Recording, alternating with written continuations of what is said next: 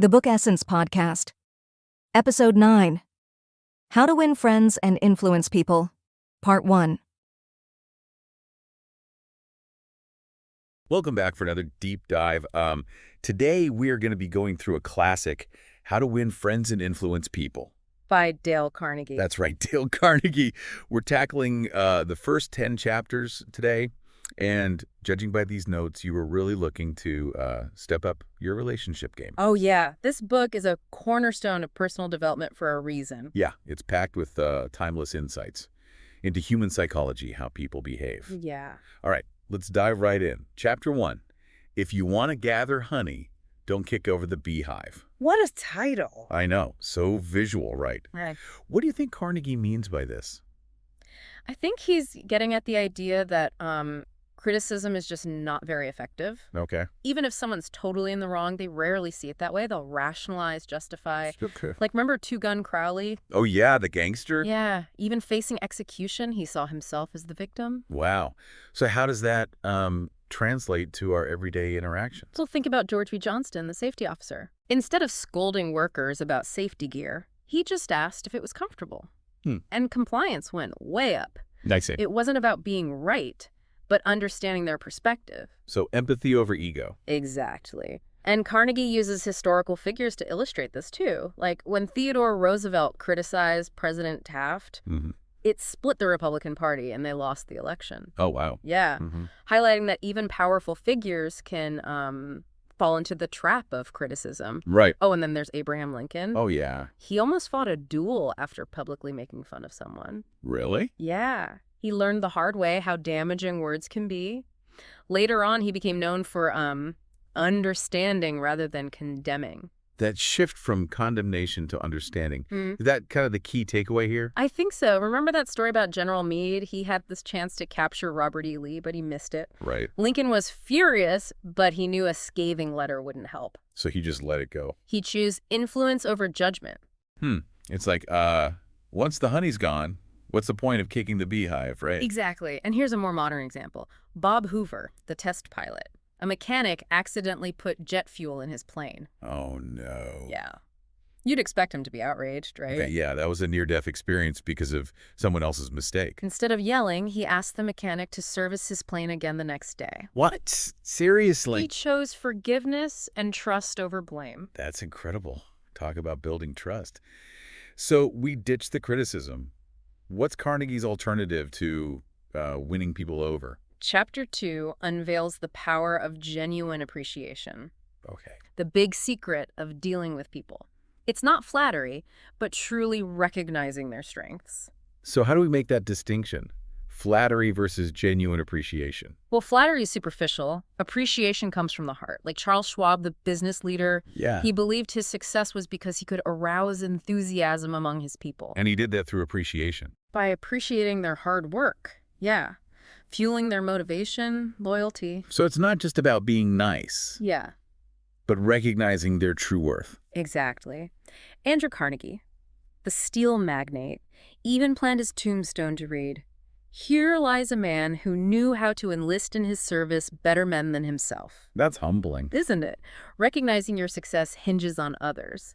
Like Carnegie also says, people leave jobs not always because of low pay, but because they don't feel appreciated. Oh, that resonates. Everyone wants to feel valued. Right. And remember Stuart, the boy struggling with violin, he finally found a teacher who focused on his strengths. Instead of his weaknesses. Yeah. Encouragement ignited his passion. Incredible how the right approach can change everything. Yeah. Okay, so we've ditched the criticism, embraced appreciation. Chapter 3 has this intriguing title, He Who Can Do This Has the Whole World With Him. It does sound powerful. So what's the secret to world domination? It's about understanding and appealing to what other people want, Okay. shifting the focus from our desires to theirs. It's a big shift in perspective. How do we make that happen? Carnegie quotes Henry Ford.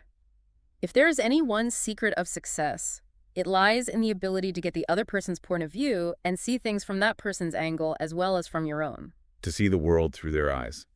Yeah. Any practical examples of this? Well, there's the story of the dad who convinced his son to quit smoking, Okay. not by lecturing, but by appealing to his love for horses. Explained how smoking would harm his riding. That's clever. He tapped into something his son already cared about. It applies to business too. Customer-centric companies. Yeah. They're focused on what the customer wants, not just pushing their product. Makes sense. If you meet their needs, you're more likely to win them over. Right. Like the life insurance salesman. Yes. He struggled until he stopped talking about policies. What did he talk about instead? He focused on the security his products provided, peace of mind for families.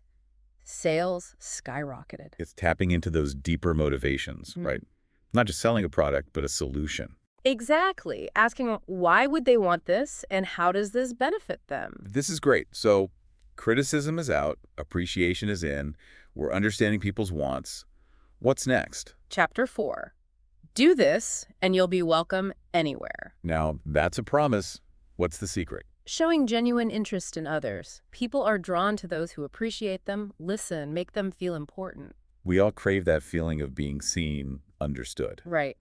It has to be genuine, though. People can spot a fake. Remember that story about the woman at the dinner party? Oh, the one who is a great conversationalist. Exactly. Everyone was praising her, but she barely spoke. So what was her secret? She was a great listener. She asked engaging questions, made others feel like the stars. So sometimes the best way to connect is to hold back. Truly listen. It's true. This applies beyond socializing. Theodore Roosevelt, for example, he researched people's interests before meeting them. Wow, so he could have conversations that matter to them. He was a master of connection. Think about salespeople, too. The good ones listen to their customers before pitching anything. Building that rapport, that understanding. It all comes down to making people feel like they matter. Which brings us to Chapter 5, a simple way to make a good first impression. All right, what's the secret weapon? A genuine smile. It's simple, but incredibly powerful. We underestimate the power of nonverbals, don't we? A smile warms up interactions, makes you approachable. Carnegie even mentions this study where telephone operators were told to smile while talking. Oh, I've heard about this. Customers could actually hear the warmth in their voices. Amazing. Then there's that story about the hotel clerk, right? Just by smiling more, his whole demeanor changed. And his tips went up. But it has to be a genuine smile. Right, it's that inner warmth radiating outwards. Okay, so we've tackled criticism, appreciation, understanding wants, showing interest, and smiling. Feeling like a people skills superhero already. What's next? Chapter 6 issues a warning. If you don't do this, you are headed for trouble. Ooh, ominous. What's the key to avoiding trouble? Remembering and using people's names. Okay. Carnegie believes it's the sweetest sound to anyone, makes them feel valued. I get it. You're acknowledging their individuality. Did he have any specific examples of this? He talked about winning over a hotel clerk just by remembering his name from a brief encounter weeks earlier. Wow, that's powerful. I made the clerk feel seen.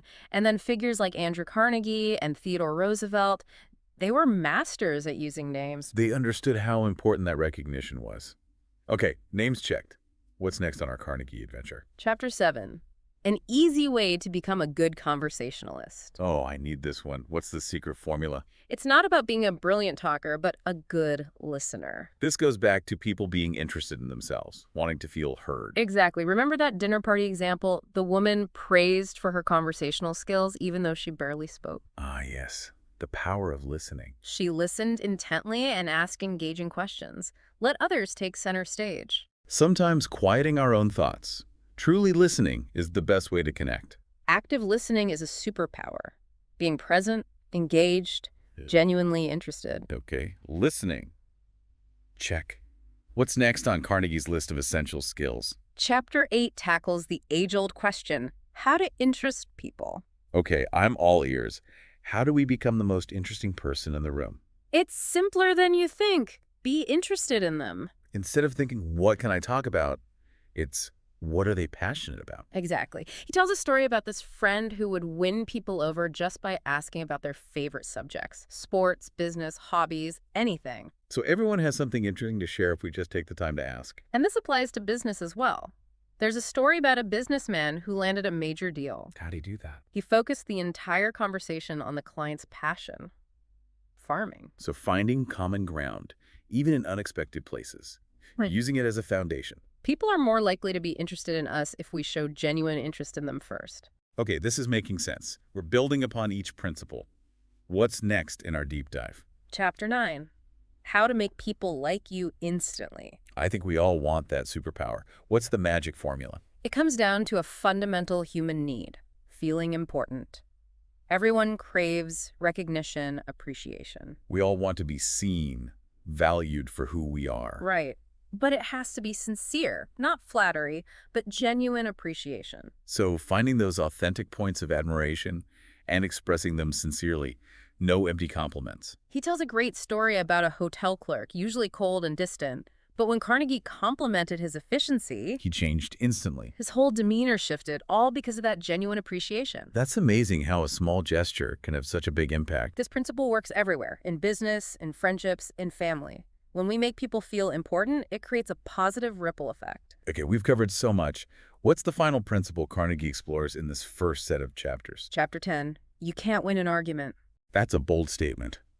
Why does Carnegie believe we can't win an argument? Because even if you win with logic and facts, you often damage the relationship. The other person feels embarrassed, defensive, resentful. It's like that saying, you win the argument, but lose the person. Exactly. Trying to win is almost always a mistake. It rarely changes minds and often hurts relationships. People value their pride more than being right. So what's the alternative? How do we navigate disagreements? Carnegie points to figures like Benjamin Franklin and Abraham Lincoln. They understood the futility of arguments. They used tact, understanding to persuade. So finding common ground and guiding, not forcing. He mentions this experiment where students were asked to argue a point they strongly believed in. Almost always, their opponents just became more entrenched in their own beliefs. Interesting. It seems like people don't like being proven wrong. They want to discover the truth themselves. Right. Instead of contradicting, try responding with curiosity. That's interesting. What led you to that conclusion? So disarm defensiveness. Create space for open exchange. And if you must correct, do it subtly. Suggest an alternative. Don't declare them wrong. Let them arrive at the due understanding on their own. Exactly.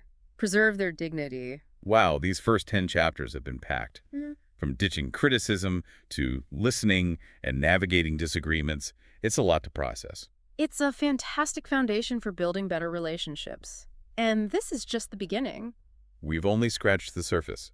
We'll continue our deep dive into how to win friends and influence people in part 2. Can't wait. These principles take practice, though. They do. Think about which one resonated with you the most. How can you start implementing it today? That's a great question for our listener to ponder. Until next time, keep those connections strong and keep those conversations flowing. Welcome back to our deep dive into Dale Carnegie's How to Win Friends and Influence People. We've already gotten a crash course in the first 10 chapters, and I gotta say, I'm already feeling more mindful of how I approach conversations. Yeah, it's amazing how much of an impact these seemingly simple principles can have. Yeah, absolutely. But we're not slowing down. What's up next? Chapter 11, a sure way of making enemies and how to avoid it. Ooh, that sounds intense. What's the danger zone here? Carnegie argues that one of the quickest ways to make an enemy is by telling someone they're wrong, Okay, yeah. especially if you do it in a way that makes them feel, foolish or like they're less than you. It's that pride thing, right? Nobody likes to be told they're wrong, especially publicly. Exactly. Even if you have all the evidence in the world, directly confronting someone often just backfires. They get defensive, they resist, you shut down any chance of a productive conversation. So how do we approach disagreements without making enemies? It seems like a really delicate balance sometimes. Carnegie offers a few strategies. First, if you absolutely have to disagree, do it gently. Respectfully. Avoid phrases like, you're wrong, or you're mistaken. All right, those are pretty harsh. Instead, try something like, I see things a bit differently, or I have a different perspective on this. It's acknowledging their view while offering your own. Exactly. His second suggestion is to acknowledge the other person's perspective, even if you don't agree with it. Okay. Find some common ground. Even if you ultimately disagree, you're validating their feelings, showing you're trying to understand their point of view. You could say something like, I understand why you might feel that way, or I can see how you came to that conclusion. It shows you're not dismissing them, which can keep the conversation open. Right. And finally, if you realize you're wrong, admit it. Quickly and emphatically. Don't try to save face or anything. Exactly. A sincere apology can go a long way. It shows vulnerability and accountability, and that can actually strengthen the relationship, right? That's what Carnegie argues. This approach not only helps avoid making enemies, but it allows for changing people's minds without breeding resentment. It's definitely more respectful, more effective than trying to force our opinions on others. Okay, so we've learned to navigate disagreements. What's next? Chapter 12, the safety valve in handling complaints. Safety valve. Interesting. What's that? It's about letting people vent their frustrations. Give them space to express their complaints without interrupting, without judging. So being a good listener even when they're upset, validating their feelings before trying to fix the problem. Exactly.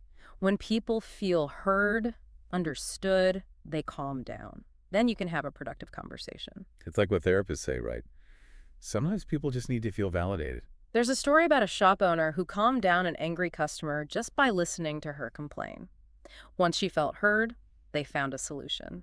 It's powerful how sometimes the solution is just creating space for expression. Of course, listening doesn't mean agreeing. You can disagree with the content, but still acknowledge their feelings. Separating the person from the problem. Right. And once they've vented, you can gently steer the conversation towards solution. I'm going to try this. Yeah. Seems useful for so many situations. It's a valuable tool for sure. Ready for chapter 13. Hit me with it. What's next on our Carnegie journey? The title is a bit of a challenge. How to criticize and not be hated for it. Ooh, tricky. We already talked about how criticism can backfire. So how do we do it constructively? Carnegie says criticism is sometimes necessary, but he offers an approach to minimize the negative impact. Okay, I'm ready to take notes. What's the secret? First, begin with sincere praise Okay. and honest appreciation. Highlight their strengths before you address the area that needs improvement. Starting positive, building goodwill before the hard stuff. Right. It softens the blow, shows you're not just focusing on their flaws, you're approaching it from a place of support. Like saying, I see your strengths, I believe you could do even better. Second, focus on the behavior, not the person. Don't say you're lazy.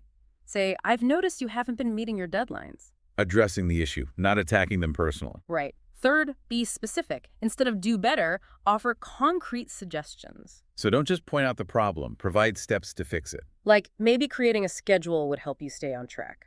And lastly, end on a positive note. So even though you've given criticism, you leave them feeling empowered, not defeated. Exactly. Reiterate your belief in their ability to improve and express support. Turning criticism into a constructive experience. It takes practice, but it makes a world of difference in how it's received. It's a reminder that criticism, when done right, can be a tool for growth. Okay, we've learned to criticize constructively. What other communication challenges does Carnegie tackle? Chapter 14, how to spur people on to success. This is something a lot of people struggle with, right? Whether it's at work or even motivating family members. Definitely. Carnegie argues the most effective leaders inspire action through encouragement and recognition, not fear or intimidation. It's about creating that positive, supportive environment where people feel valued, empowered. Exactly. He also emphasizes setting a good example.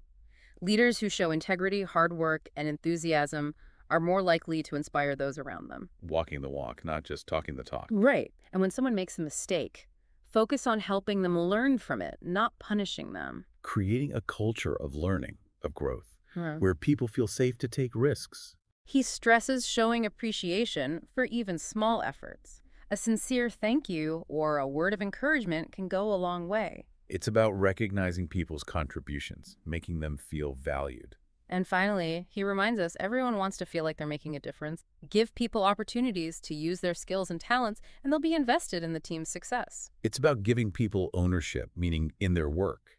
This chapter has so much valuable insight for anyone in a leadership position, whether at work, in the community, or even in a family. Yeah, great reminder that effective leadership is about inspiring people to reach their full potential. Okay, let's shift gears a bit. How about building stronger relationships at home? That's chapter 15, 7 rules for making your home life happier. Now, this is something I think we can all relate to. We've talked a lot about professional relationships, but these principles apply just as powerfully to our personal lives, right?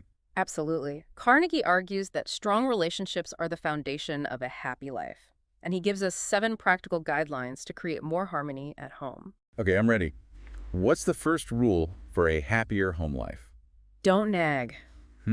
Good one. Carnegie says constant criticism and complaints just create negativity and resentment. It's about picking your battles, focusing on what truly matters. And when you do need to address something, do it respectfully. No nagging or guilt trips. Creating that open, honest communication where both partners feel safe to express their needs. The second rule is Don't try to make your partner over. Oh, this is a tough one. It is. Trying to change someone's personality or habits. Recipe for frustration and conflict. It's about accepting them for who they are, flaws and all. Of course, you can encourage growth, but it has to come from a place of love, not force. Supporting each other's journeys, not imposing our own vision. The third rule, don't criticize. This sounds familiar. It's something he emphasizes throughout the book. Criticism rarely works, especially in romantic relationships. Focusing on the positive, expressing appreciation for what they do well. When we feel appreciated, we're more open to feedback. It's a positive feedback loop. Encouragement fuels connection, growth. The fourth rule, give honest appreciation. This one is so important. It really is. Genuine appreciation is essential for any relationship. Noticing and acknowledging what our partners do for us, big or small. Showing them we value them, cherish them. And it doesn't have to be grand gestures. Small acts of kindness speak volumes. Making a conscious effort to express our love, not taking each other for granted. Fifth rule, pay little attentions. Okay. It's those small gestures that show we care. Bringing them coffee, leaving a note, taking care of a chore they usually do. It's about nurturing the relationship, those everyday acts of love. Sixth rule, be courteous. Courtesy, like basic manners. Exactly. Treating our partners with the same consideration we'd give anyone else, mindful of our words, our actions. Not taking them for granted or treating them poorly, even when we're stressed. Our partners deserve our respect, always. Creating that home environment where both partners feel safe, respected, valued. Okay, these are great. Now for the seventh rule. Seventh rule, read a good book on the sexual side of marriage. Okay. Carnegie acknowledges that physical intimacy is an important part of a healthy marriage. It is. And he encourages couples to learn more, to grow together in that area. Being open to learning and exploring together can definitely strengthen a relationship. So those are his 7 rules for a happier home life. A practical framework for building stronger, more loving relationships. It's a good reminder that even small changes in our behavior can make a big difference in our relationships. And that building a strong relationship takes work, but the rewards are worth it. These rules are a great starting point for anyone looking to strengthen their relationship.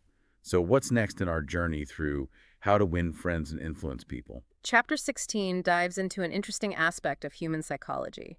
The magic formula for getting along with people. Ooh, a magic formula. Is it some ancient ritual? Not quite, but it's about understanding a key principle of human behavior. Which is? People respond to incentives. Makes sense. We can't force people to do what we want, but we can create conditions that make them want to cooperate. So it's about influence, not control. Exactly. He gives examples of this principle in action, like, if you want a favor, highlight how it'll benefit them too. If you want to change someone's behavior, incentivize the desired outcome. Finding that win-win scenario. And this applies to groups and even societies. Effective leaders create systems that incentivize the behavior they want to see. Designing environments that encourage cooperation. This chapter reminds us that understanding what motivates people is crucial for building good relationships. It's about moving beyond transactions and recognizing that people are more likely to cooperate when their needs are considered. Creating that sense of being on the same team, working towards a common goal. Exactly. We've unlocked the magic formula. What's next on our Carnegie adventure? Chapter 17 is titled, Be a Leader, How to Change People Without Giving Offense or Arising Resentment. Okay, that sounds tricky. How do we guide people towards positive change without triggering defensiveness? Carnegie argues the key is leading with humility and respect, empowering others to choose, not imposing our will. Being a guide, not a dictator. Right. He gives us a few strategies for effective leadership. First, start with praise. Okay, this sounds familiar. It echoes earlier principles. Highlight their strengths before addressing what needs improvement. Creating that foundation of goodwill, showing you believe in them. Second, point out mistakes indirectly. Don't confront directly, but subtly highlight the issue. Preserving their dignity, but still addressing the problem. Third, talk about your own mistakes before criticizing them. It shows you're not holding them to a higher standard. Leading by example, acknowledging we all make mistakes. Fourth, ask questions instead of giving orders.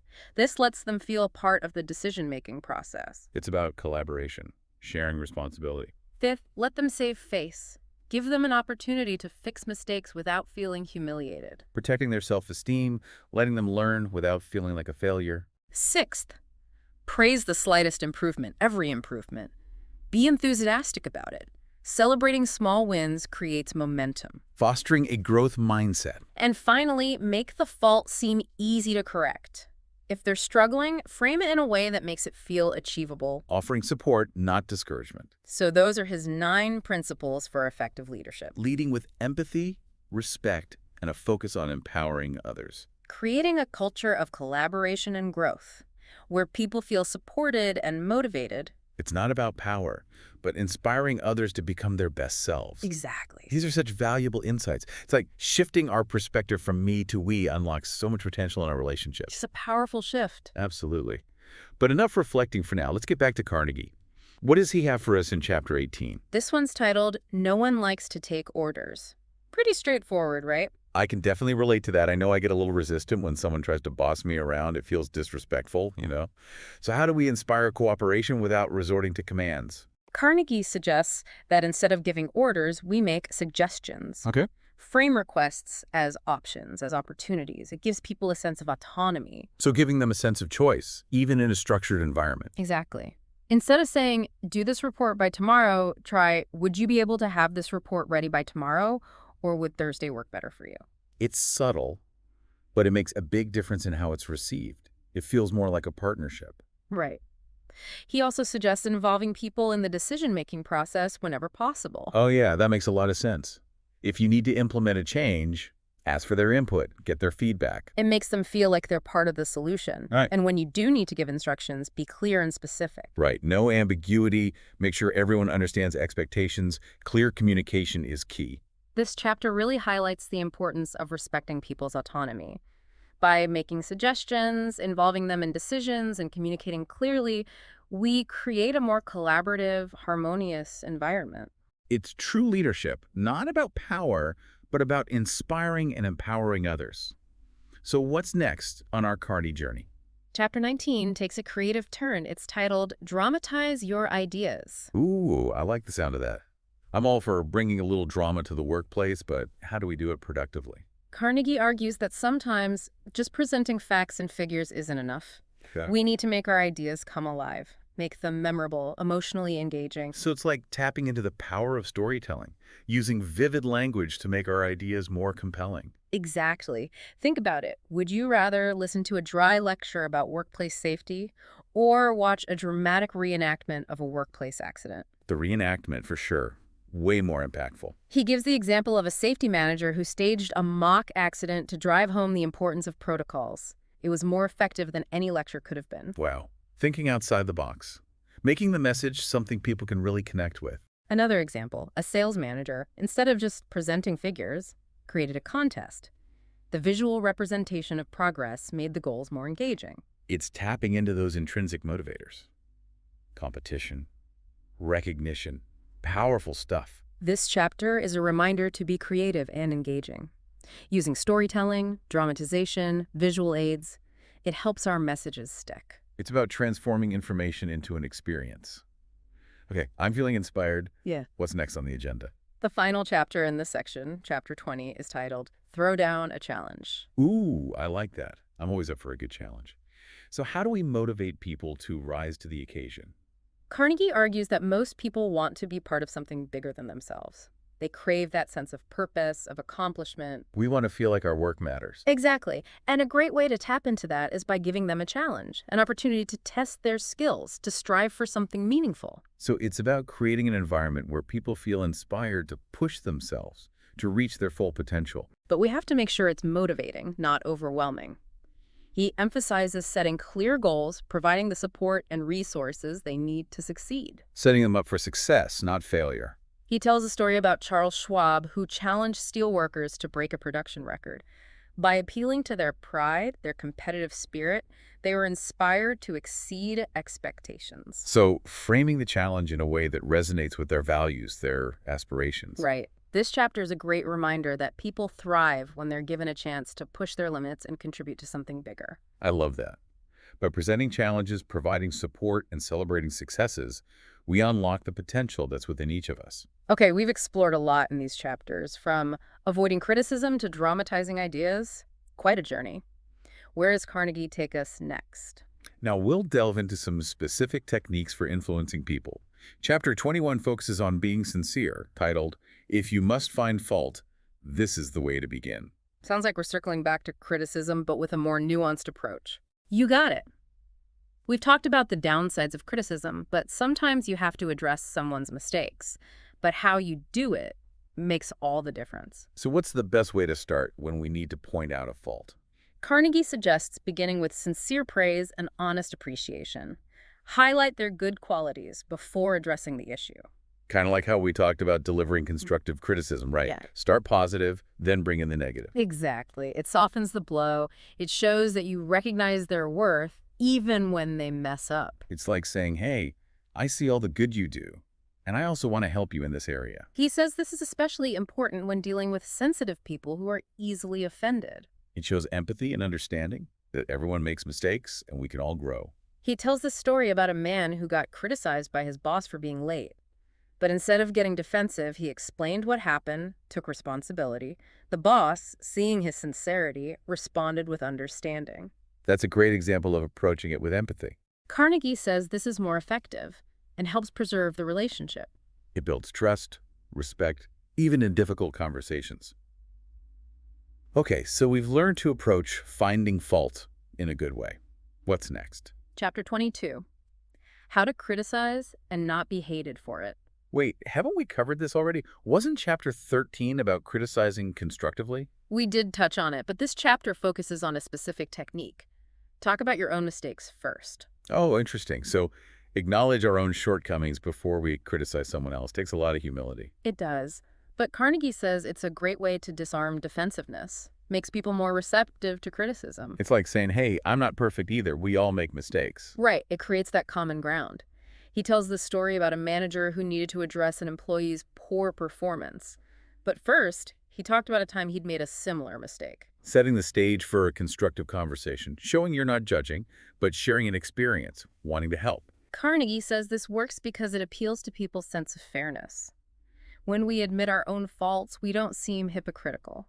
It also makes you seem more genuine, more vulnerable, which strengthens the relationship. Right. It's about that safe space for open communication where everyone feels respected. Okay, I'm adding that to my toolkit. What's next? Chapter 23. Nobody kicks a dead dog. Okay, that's a pretty morbid title. What's the message there? Carnegie's talking about how pointless it is to dwell on past mistakes, constantly bringing up someone's past shortcomings. It's pointless, creates resentment. So focus on the present, the future. We've all made mistakes, got to move forward. He says instead of focusing on what they did wrong, focus on what they can do right going forward. Shifting from blame to encouragement, right? Exactly. He tells a story about this boy who was constantly getting scolded for bad grades. The more his father criticized him, the worse he did. Oh, no. But then his dad changed his approach. He started focusing on the boy's efforts, celebrating small successes. And then the boy started doing better. That's right. It shows how powerful this change in perspective can be. Instead of focusing on the negative, he created a more supportive environment. People are more likely to change when they feel encouraged, not put down. Creating a space where it's okay to make mistakes and learn from them. This applies to parenting, leadership, any relationship where you're helping someone improve. It's a great reminder that we can't change the past, but we can focus on building a better future. Ready for another one? Absolutely. What's next? Chapter 24. If you want to change people, try this. Okay, lay it on me. Yeah. What's the secret to inspiring positive change? Carnegie suggests something pretty simple. Begin with praise and honest appreciation. Wait, haven't we heard this before? It seems like a recurring theme. You're right. It's so fundamental to good communication, he keeps coming back to it. It's so easy to point out flaws, criticize, but starting with the positive can be so much more effective. He argues that when people feel appreciated, they're much more open to feedback, even criticism. It builds that foundation of goodwill, of trust. Exactly. He tells a story about this guy struggling to adjust to a new job. His manager praised his efforts and recognized his strengths instead of just criticizing his mistakes. And that motivated him to work harder. It made him feel valued, and he wanted to improve. It's about recognizing effort, potential, even amidst struggles. Carnegie says this applies everywhere, from personal relationships to work. Starting with praise and appreciation creates a more positive and productive environment. Simple, but profound. Okay, what's next on our Carnegie journey? Chapter 25. Appeal to nobler motives. Ooh, that sounds interesting. What does it mean to appeal to someone's nobler motives? Carnegie argues that people respond better if we frame requests or suggestions in a way that aligns with their ideals, their values. So tapping into their sense of purpose, not just self-interest. Right. He says that instead of focusing on what someone will gain, highlight how their actions will contribute to a greater good. Like instead of, if you do this, you'll get a bonus, it's, if you do this, it'll help our community. Exactly. He believes people are driven by wanting to do good, make a positive impact. It's about appealing to their altruism, their desire to contribute. He gives an example of a company struggling to motivate employees to be more productive. Instead of financial incentives, they showed how the work was saving lives. Wow. So it was about connecting their work to a greater purpose. The employees felt a sense of purpose, and productivity went up. Powerful stuff. So sometimes appealing to nobler motives is more effective than just appealing to self-interest. That's what Carnegie suggests. And he believes this applies to all areas of life: personal relationships, business, even social activism. It's a good reminder that people aren't just motivated by self-interest. We want to make a positive difference in the world. And tapping into that can lead to amazing things. Okay, I'm feeling inspired. What's next? Chapter 26. Dramatize your ideas. Wait, didn't we already cover that in Chapter 19? We did touch on it, but this chapter goes deeper into the specifics. Storytelling, visual aids, all those creative strategies to bring ideas to life. So going beyond just stating facts, using our creativity to make messages more impactful. He says people are more likely to remember and be persuaded by information that's presented in a vivid, engaging way. It's like the difference between reading a textbook and watching a movie, right? Exactly. He gives an example of a salesman struggling to sell a new fire extinguisher. Instead of just listing features, he did a demonstration, set some rags on fire, dramatically put them out with the extinguisher. Showmanship. It captured the audience's attention, and sales went up. So sometimes a little creativity can make a huge difference. Carnegie says this is especially important when you're trying to get people to adopt a new idea. You have to capture their imagination. Exactly, and this applies to all forms of communication. It's a good reminder that we can be creative, engaging in how we communicate. Okay, ready for another dose of wisdom? Hit me. What's next on the list of essential people skills? Chapter 27. Throw down a challenge. I love a good challenge. Gets the adrenaline going. But how do we use that in our interactions with others? Carnegie believes most people have a deep desire to prove themselves, to achieve something meaningful. We want to feel like we're capable of great things. Right, and one of the best ways to tap into that is by presenting them with a challenge. Giving them an opportunity to test their skills. He stresses the importance of clear goals, support, and resources. Setting them up for success. He tells a story about a group of boys learning to swim.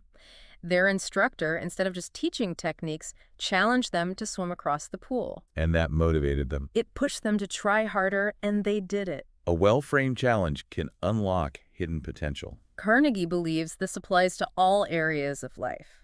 We can achieve amazing things when we set our minds to it and have support. Exactly. Feeling challenged and inspired. These chapters have been full of great insights.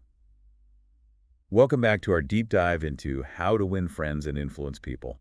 We've covered so much ground, from criticism to leadership, and I feel like I'm already putting some of these principles into practice. Yeah, it's amazing how much these ideas resonate, even decades after Carnegie first wrote them. Absolutely. So where are we headed in this final leg of our journey? What does Carnegie have in store for us? Well, let's jump into Chapter 28, a formula that will work wonders for you. Ooh, a magic formula. Sounds intriguing. What's this wonder-working formula all about? It's about seeing things from the other person's perspective. Carnegie argues that a lot of our misunderstandings, conflicts, they come from not being able to step into someone else's shoes. We get so caught up in our own little worlds, our own perspectives. Exactly. He says it's about cultivating empathy, really trying to understand the other person's thoughts, feelings, motivations. Recognizing that everyone's coming from a different place, with unique experiences that shape their view of the world. He shares a story about this man who was always arguing with his wife. Okay.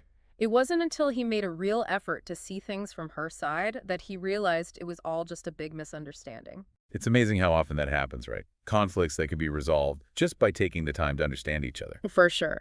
Carnegie suggests some techniques for developing empathy, like ask questions, really listen to the answers, Imagine yourself in their situation. Try to feel what they're feeling. Stepping outside of ourselves, our egos, Uh, recognizing that our perspective isn't the only one. Right. And it sounds simple, but this formula can be really powerful. It's about creating bridges, building understanding. Okay, what's next on our list? Chapter 29 asks, the movies do it. TV does it. Why don't you do it? Ooh, I like that title. What are movies and TV doing that we should be doing too? It's about harnessing the power of stories and images.